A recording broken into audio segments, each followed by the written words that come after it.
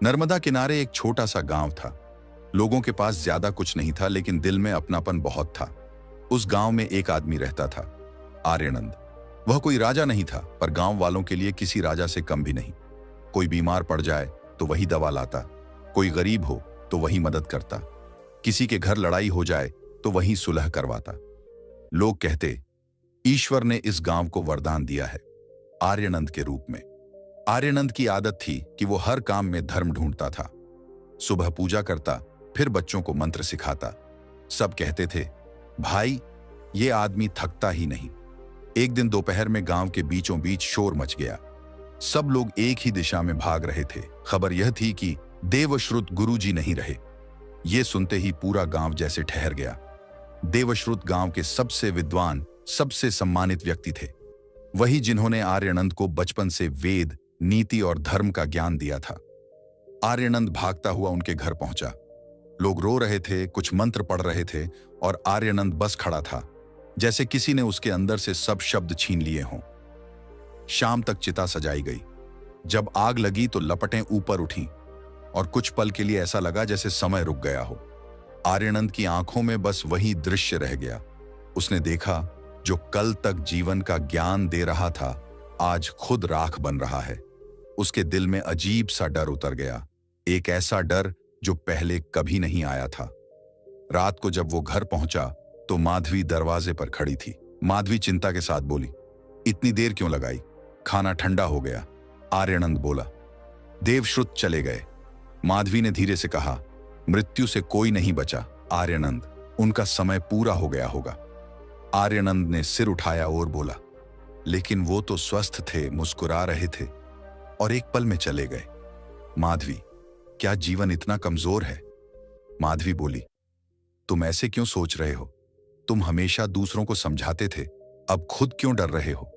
आर्यनंद ने धीरे कहा, क्योंकि आज पहली बार लगा मौत किसी के भी दरवाजे पर आ सकती है, बिना बताए। माधवी ने उसका हाथ पकड़ा और कहा, डर से कुछ नहीं होता। अगर तुम्हारे मन में सवाल है तो उसका उत्तर खोजो। गांव के उत्तर में जो साधु रहते हैं, नर्मदा किनारे, लोग कहते हैं वो मृत्यु का रहस्य जानते हैं, उनसे मिलो। शायद वही बता सकें कि ये डर क्यों है।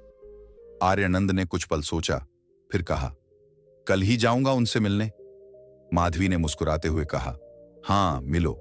जो डर का कारण समझ लेता है वही उससे मुक्त होता है। उस रात आर्यनंद देर तक जागता रहा। बाहर हल्की हवा चल रही थी, पर उसके कानों में बस एक ही बात गूंज रही थी, मृत्यु आखिर है क्या? फिर अगले दिन सुबह का समय था और आर्यनंद जल्दी ही घर से निकल पड़ा था। वो जानना चाहता था कि मृत्यु अचानक आती है या कोई संकेत मृत्यु से पहले मिलते हैं। रास्ता लंबा था, लेकिन कदम रुक नहीं रहे थे। कुछ देर यात्रा करने के बाद नर्मदा के किनारे पहुंचते ही वो ठिठका। सामने वही पुराना बरगद था जिसके नीचे एक साधु रहते थे। गांव में उनका नाम तपोनाथ था और कहा जाता था कि जो भी उनके पास सच्चा सवाल लेकर जाता है उसे जवाब जरूर मिलता है। बरगद के नीचे साधु ध्यान में बैठे थे। उनकी आंखें बंद थीं, लेकिन चेहरे से लग रहा था जैसे वो जान चुके हों कि कोई आने वाला है। आर्यनंद कुछ देर खड़ा रहा, फिर आगे बढ़कर पास ही बैठ गया। प्रणाम महात्मा, मैं आपके पास उत्तर खोजने आया हूं। साधु ने धीरे धीरे आंखें खोली। कुछ देर कुछ बोले नहीं, फिर शांत स्वर में कहा, सवाल क्या है? आर्यनंद बोला, गुरुदेव, मेरे गुरु देवश्रुत कल चले गए। उनकी मृत्यु ने मुझे भीतर तक हिला दिया है। मैं जानना चाहता हूं, क्या मृत्यु से पहले कोई संकेत मिलते हैं? क्या हम पहले से जान सकते हैं कि अंत करीब है? साधु ने कुछ पल आंखें मूंद दी, फिर बोले, तू मौत का समय नहीं जानना चाहता आर्यनंद, तू मौत का अर्थ जानना चाहता है। आर्यनंद ने सिर झुकाया और कहा, शायद हां, क्योंकि जो कल तक जीवन का अर्थ सिखा रहे थे वो खुद इतने अचानक चले गए। अगर मृत्यु इतनी निश्चित है तो क्या उसके आने से पहले कुछ संकेत मिलते हैं? साधु ने मुस्कुराते हुए कहा, मिलते हैं, हर आत्मा को मिलते हैं, पर वे किताबों या शब्दों में नहीं बताए जा सकते। उन्हें समझने के लिए देखना, महसूस करना और सहन करना पड़ता है। आर्यनंद ने कहा, मतलब? साधु बोले, मतलब ये कि अगर तुझे सच जानना है तो तुझे एक यात्रा करनी होगी। यह यात्रा दुनिया के बाहर की नहीं, अपने भीतर की है।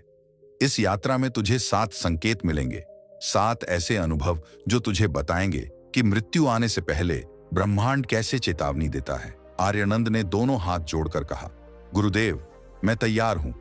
चाहे ये राह कितनी भी कठिन क्यों ना हो, मैं अब पीछे नहीं हटूंगा। साधु बोले, बहुत अच्छा बेटा, ये यात्रा तुझे उन 7 संकेतों से मिलवाएगी जो मृत्यु से पहले हर आत्मा को मिलते हैं। हर व्यक्ति को ये संकेत मिलते हैं, पर बहुत कम लोग उन्हें पहचान पाते हैं। आर्यनंद ने साधु तपोनाथ के चरणों में झुककर प्रणाम किया। साधु ने उसके सिर पर हाथ रखा और कहा, जा बेटा, तेरी यात्रा अब शुरू होती है। आर्यनंद ने सिर झुकाया, बिना कुछ बोले अपनी यात्रा के लिए चल पड़ा। अब वो अपने उत्तरों की खोज में निकल चुका था, उस रहस्यमयी यात्रा पर जहां उसे 7 संकेतों से सामना करना था। वो रास्ते में रुककर आराम करता तो बस उन संकेतों के बारे में सोचकर चिंतित हो जाता जो उसे मिलने वाले हैं। उसकी चाल में थकावट थी, लेकिन मन में अब भी वही जिज्ञासा जल रही थी। जंगल का रास्ता सुनसान था। चलते चलते उसे दूर से घंटियों की आवाजें सुनाई दी। वो ठिठक गया। वो आगे बढ़ा तो सामने एक सफेद गाय खड़ी थी। गाय का शरीर चमकदार था, जैसे उसके चारों ओर प्रकाश फैला हो। आर्यनंद कुछ पल तक बस उसे देखता रहा, फिर धीरे से आगे बढ़ा और बोला, मां, तुम यहां अकेली हो क्या? तभी गाय ने सिर घुमाया। उसकी आंखें सीधी आर्यनंद पर टिकीं। उसके बाद जो हुआ, उसने आर्यनंद को भीतर तक हिला दिया। गाय ने मुंह खोला और इंसान जैसी स्पष्ट आवाज में बोली, कहां जा रहे हो आर्यनंद? आर्यनंद की सांस अटक गई। कुछ पल तक वो चुप रहा, फिर बोला, मैं मृत्यु से पहले मिलने वाले 7 संकेतों की खोज में निकला हूं। साधु तपोनाथ ने कहा था, मुझे ये रास्ता तय करना होगा। मैं समझना चाहता हूं कि मौत आने से पहले ब्रह्मांड कैसे चेतावनी देता है। गाय ने शांति से उसकी बात सुनी, फिर बोली, अच्छा, तो तू सच जानना चाहता है? मैं तुझे पहला संकेत बता सकती हूं, लेकिन उससे पहले तुझे मेरी एक पहेली का उत्तर देना होगा। आर्यनंद ने थोड़ा झुककर कहा, पूछो मां, मैं कोशिश करूंगा। गाय ने हल्की मुस्कान दी और बोली, सुन, मेरी पहेली है, जो दूसरों के दर्द को महसूस करे वो खुद को भूल जाता है। जो खुद में उलझा रहे वो कभी शांत नहीं होता। बताओ आर्यनंद, ये कौन सी भावना है जो इंसान को ईश्वर के सबसे करीब ले जाती है? आर्यनंद ने आंखें बंद की, कुछ पल सोचता रहा, फिर धीरे से बोला, शायद करुणा। जब इंसान दूसरों के दुख को अपना मानने लगे, तभी वो आत्मा के करीब पहुंचता है। गाय की आंखों में चमक आई। वो बोली, सही कहा आर्यनंद, तूने पहला द्वार पार कर लिया है। गाय आगे बढ़ी और बोली, पहला संकेत यही है, जब मृत्यु करीब आती है तो इंसान के भीतर करुणा जागती है। जो पहले कठोर था, अचानक दूसरों के दर्द से भर जाता है, क्योंकि उस समय आत्मा समझ जाती है कि हम सब एक ही ज्योति के हिस्से हैं।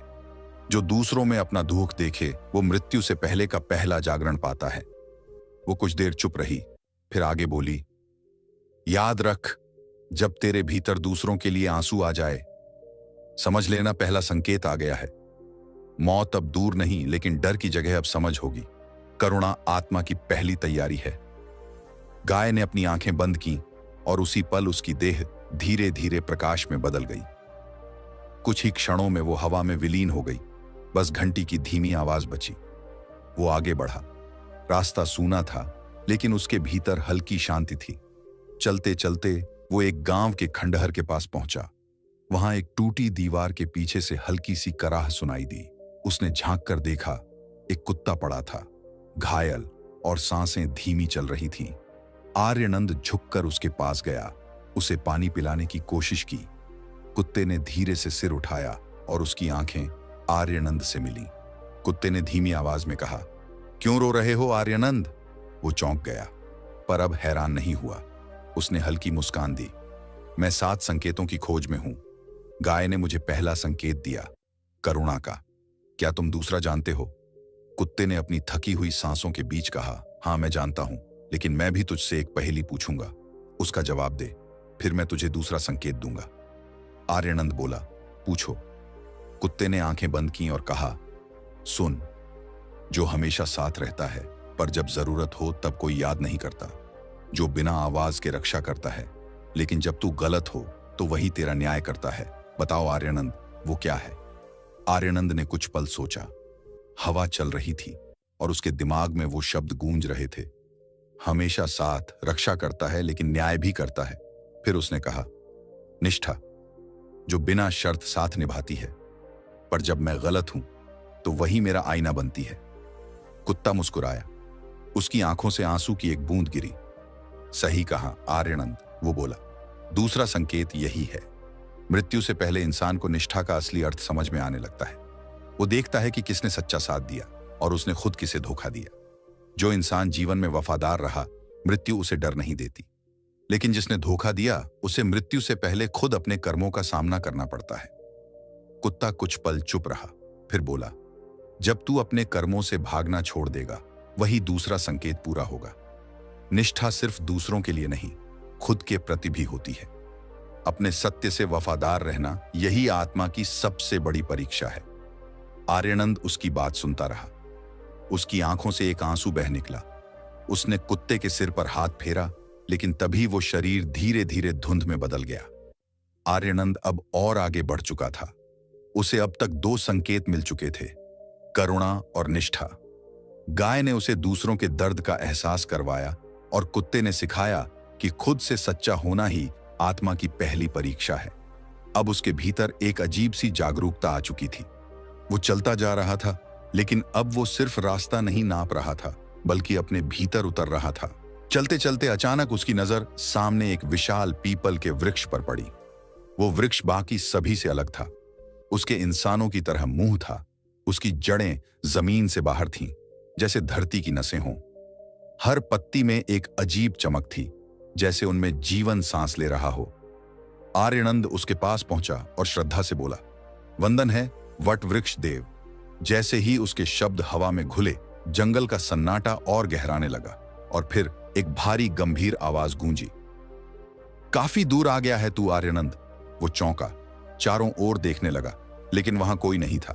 तभी आवाज फिर आई, डर मत, मैं हूं इस धरती की श्वास, वही जो हर प्राणी में बहती है और हर मृत्यु के बाद भी जारी रहती है। आर्यनंद अब समझ गया कि यह आवाज उसी वृक्ष से आ रही थी। उसने सिर झुकाया और बोला, हां, वट वृक्ष देव, मैं मृत्यु के 7 संकेतों की खोज में निकला हूं। मैं जानना चाहता हूं, जब मृत्यु करीब आती है तो आत्मा को कौन से संकेत मिलते हैं। वट वृक्ष की आवाज अब और गहरी हो गई। अच्छा, तो सुन, मैं तुझे तीसरा संकेत दूंगा, लेकिन पहले मेरी एक पहेली का उत्तर देना होगा। अगर गलती की तो तेरा मार्ग यहीं रुक जाएगा। आर्यनंद ने दृढ़ता से कहा, पूछिए वट वृक्ष देव, मैं तैयार हूं। फिर वट वृक्ष बोला, कौन है जो हर पल तेरे साथ रहता है, पर तू उसे कभी देख नहीं पाता, जिससे तू जन्म लेता है और जिसके बिना तू मर जाता है। आर्यनंद ने कुछ पल आंखें बंद की। उसे लगा जैसे यह सवाल उसके भीतर तक उतर गया हो। फिर अचानक उसके होंठों पर मुस्कान आई। उसने आंखें खोलीं और कहा, वो है श्वास, जो दिखती नहीं पर हर जीव को जीवित रखती है, जो जाती है तो जीवन भी साथ चला जाता है। वटवृक्ष बोला, सही कहा आर्यनंद, यही तीसरा संकेत है। जब मृत्यु करीब आती है तो श्वास खुद भारी पड़ने लगती है, आत्मा शरीर से अपनी डोर खोलने लगती है। इसी कारण मृत्यु के समय सांस टूटती है, क्योंकि आत्मा अब मुक्त होने की तैयारी कर रही होती है। श्वास ही जीवन का प्रवेश द्वार है और मृत्यु का निकास भी। जो श्वास को समझ लेता है वह मृत्यु से डरता नहीं, उसे पहचानता है। आर्यनंद ने वटवृक्ष की ओर देखा। उसका मन जैसे एक गहरी शांति में उतर गया था। वटवृक्ष ने आगे कहा, जा आर्यनंद, आगे बढ़। हर संकेत तेरी समझ को गहरा करेगा। अब तू हवा को नहीं, खुद को सुन। तीसरा संकेत पूरा हुआ। आर्यनंद ने झुककर प्रणाम किया और धीरे धीरे आगे बढ़ गया। अब रात उतर आई थी। चांद आसमान में था, लेकिन उसकी रोशनी फीकी पड़ रही थी। जंगल घना हो चुका था। तभी एक पुराना खंडहर दिखा। उसकी दीवार पर एक सफेद उल्लू बैठा था। वो स्थिर था, लेकिन उसकी आंखें 2 दीपक की तरह चमक रही थीं। आर्यनंद ठिठक गया। उल्लू बोला, मत डर आर्यनंद, मैं तेरा इंतजार कर रहा था। आर्यनंद थोड़ा आगे बढ़ा और बोला, वंदन है दिव्य पक्षी, क्या तुम मृत्यु के रहस्य जानते हो? उल्लू बोला, हाँ मैं जानता हूं। मृत्यु और अंधकार एक ही हैं, दोनों में प्रकाश छिपा होता है। लेकिन उससे पहले मेरी पहेली सुन। आर्यनंद ने सिर हिलाया। कहिए, उल्लू बोला। जो दिन में अदृश्य रहता है पर रात में सब देखता है, जो आंखों से नहीं पर सत्य से पहचानता है। बताओ आर्यनंद, वो क्या है? आर्यनंद कुछ देर सोचता रहा, फिर उसने धीरे से कहा, वो है ज्ञान, जो बाहर नहीं भीतर जलता है, जो अंधकार में भी रास्ता दिखाता है। उल्लू ने मुस्कुराते हुए कहा, सही कहा आर्यनंद, यही चौथा संकेत है। जब मृत्यु करीब होती है तो व्यक्ति के भीतर का अंधकार खत्म होने लगता है। उसे वो बातें समझ में आने लगती हैं जो पहले सिर्फ शब्द थीं। मृत्यु से पहले आत्मा के भीतर ज्ञान की ज्योति जल उठती है। वही प्रकाश उसे मार्ग दिखाता है, भय नहीं, समझ। फिर उल्लू बोला, लोग समझते हैं मृत्यु अंत है, लेकिन जो देख लेता है उसके लिए वही आरंभ है, क्योंकि प्रकाश तभी जन्म लेता है जब अंधकार पूरा होता है। यह कहकर उल्लू ने पंख फैलाए और अंधेरे में उड़ गया। आर्यनंद अपनी यात्रा पर आगे बढ़ता गया। अब तक आर्यनंद को 4 संकेत मिल चुके थे: करुणा, निष्ठा, श्वास और ज्ञान। हर संकेत के बाद वो खुद को पहले से हल्का महसूस कर रहा था। जंगल अब पीछे छूट चुका था और रास्ता पहाड़ी इलाकों में पहुंच गया था। तभी रास्ते में अचानक जमीन से धुआं उठने लगा। आर्यनंद रुका। वो पास गया तो देखा एक विशाल नाग। उसका शरीर चांदी सा चमक रहा था और आंखें स्थिर थीं। नाग ने फुफकार नहीं मारी, बस शांति से आर्यनंद की ओर देखा। नाग ने गंभीर स्वर में कहा, मत डर आर्यनंद, मैं 5वां संकेत हूं, परिवर्तन का रक्षक। आर्यनंद ने सिर झुकाया और बोला, वंदन है नागदेव, मुझे बताइए मृत्यु से पहले आत्मा क्या सीखती है? नाग ने धीमी हंसी के साथ कहा, पहले मेरी पहेली सुनो, फिर समझो। नाग ने सिर उठाया और बोला, सुन ध्यान से। जो अपना शरीर छोड़ता है पर खुद नहीं मरता, जो हर बार पुराना त्यागता है ताकि नया जन्म ले सके। बताओ आर्यनंद, वो क्या है? आर्यनंद कुछ पल सोचता रहा। उसकी आंखों में दृढ़ता थी। फिर उसने मुस्कुराकर कहा, वो है परिवर्तन। जैसे तुम अपनी कैंचुल छोड़ते हो, वैसे ही आत्मा पुराना शरीर छोड़ती है। जो इसे समझ जाए वो मृत्यु से नहीं डरता। नाग की आंखें चमक उठीं। उसने संतोष से कहा, सही कहा आर्यनंद, यही 5वां संकेत है। नाग ने आगे कहा, मृत्यु कोई अंत नहीं, यह आत्मा का वस्त्र बदलना है। जैसे मैं अपनी पुरानी कैंचुल छोड़ देता हूं, वैसे ही आत्मा अपना शरीर छोड़कर अगले अनुभव की ओर बढ़ती है। मृत्यु केवल परिवर्तन का दूसरा नाम है। नाग ने गंभीर स्वर में कहा, इंसान मरने से नहीं डरता, वो बदलने से डरता है। इसलिए जब तू बदलेगा तभी सच्चा जन्म पाएगा। याद रख, जो परिवर्तन से भागता है वही मृत्यु से हारता है। यह कहते ही नाग धीरे धीरे अपनी चमक में विलीन हो गया और आर्यनंद आगे बढ़ गया। अब पहाड़ों से उतरकर वो झीलों की ओर आ रहा था। झील के किनारे एक सफेद हंस बैठा था। आर्यनंद ने आगे बढ़कर प्रणाम किया। हंस ने मुस्कुराकर कहा, स्वागत है आर्यनंद, तू अब तक बहुत आगे आ गया है।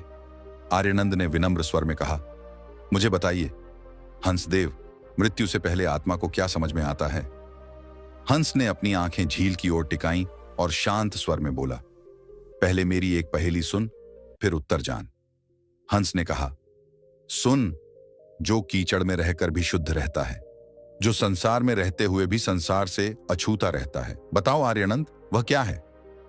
आर्यनंद ने कुछ देर सोचा, फिर हल्के से मुस्कुराकर बोला, कमल, जो पानी में खिलता है लेकिन गंदगी उसे छू नहीं पाती। जैसे आत्मा शरीर में रहती है लेकिन उसके बंधन में नहीं बंधती।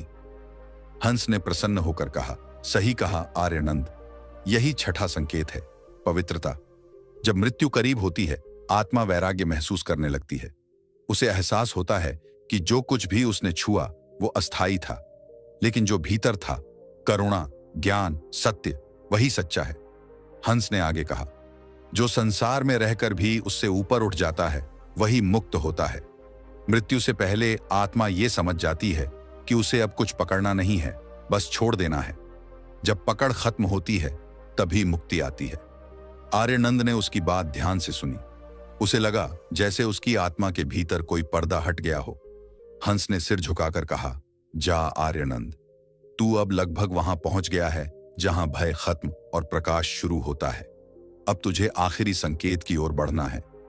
फिर आर्यनंद अपनी यात्रा को आगे बढ़ाता है।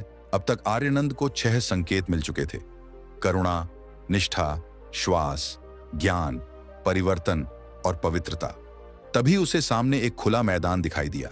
उस मैदान के बीच एक विशाल चट्टान और उस पर एक सफेद बाघ बैठा था। उसका शरीर सूरज की रोशनी में चमक रहा था और उसकी आंखों में कोई गहरी शांति थी, जैसे वो सब कुछ जानता हो। आर्यनंद कुछ कदम आगे बढ़ा, फिर रुका, हाथ जोड़कर झुका और बोला, वंदन है बाघदेव।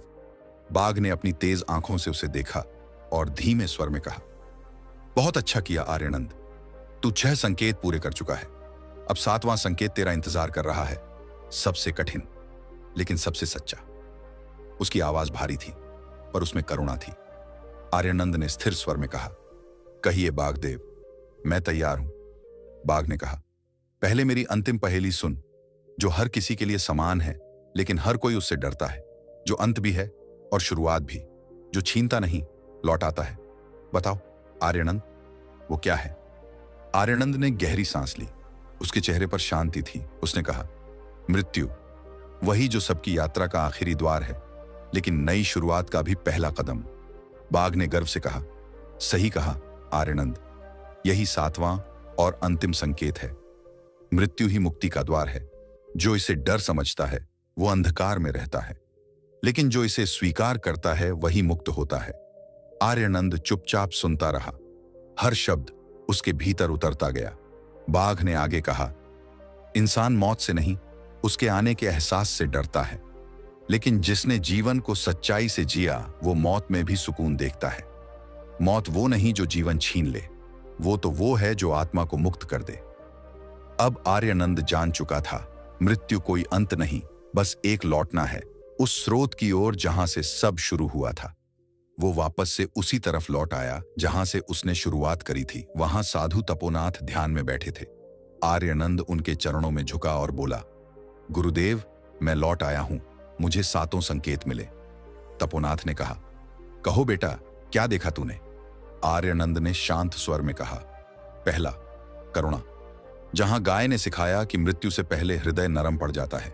दूसरा, निष्ठा, जहां कुत्ते ने दिखाया कि आत्मा खुद से न्याय करती है। तीसरा, श्वास, जहां वट वृक्ष ने बताया कि जीवन और मृत्यु एक ही डोर से बंधे हैं। चौथा, ज्ञान, जो उल्लू ने अंधकार में दिखाया। 5वां, परिवर्तन, जहां नाग ने सिखाया कि मृत्यु केवल नया जन्म है। 6ठा, पवित्रता, जहां हंस ने कहा कि वैराग्य ही मुक्ति है। और 7वां, मृत्यु का द्वार, जहां बाघ ने बताया कि अंत ही आरंभ है। साधु तपोनाथ ने आंखें बंद की, कुछ पल मौन रहे, फिर बोले, आर्यनंद, तूने वो जान लिया जो लोग जन्मों तक नहीं जान पाते। 7 संकेत, 7 द्वार हैं जो मृत्यु से पहले आत्मा को तैयार करते हैं। जो इन्हें समझ ले उसे मृत्यु नहीं, मुक्ति मिलती है। याद रख, जीवन वही है जो सच्चाई के साथ जिया जाए। जो झूठ छोड़ दे वो मृत्यु से भी आगे निकल जाता है। आर्यनंद की आंखों में आंसू थे, पर उनमें दुख नहीं था, केवल शांति थी। उसने उनके चरणों को छुआ और बोला, गुरुदेव, अब मैं समझ गया हूं, जो मृत्यु से नहीं डरता वही सच में जीता है। तपोनाथ मुस्कुराए और बोले, जा बेटा, अब लौट जा। अब तेरा भय समाप्त और तेरा जीवन आरंभ। इसके बाद आर्यनंद वापस अपने घर की ओर लौट आया। दोस्तों, अगर ये वीडियो आपको पसंद आया हो तो लाइक जरूर करना और कमेंट में लिखना, जय श्री कृष्णा, क्योंकि हर शब्द में शक्ति होती है। और अगर आप चैनल पर नए हो तो सब्सक्राइब जरूर कर लेना, क्योंकि अगली कहानी में फिर मिलेंगे एक नए रहस्य और नई सीख के साथ।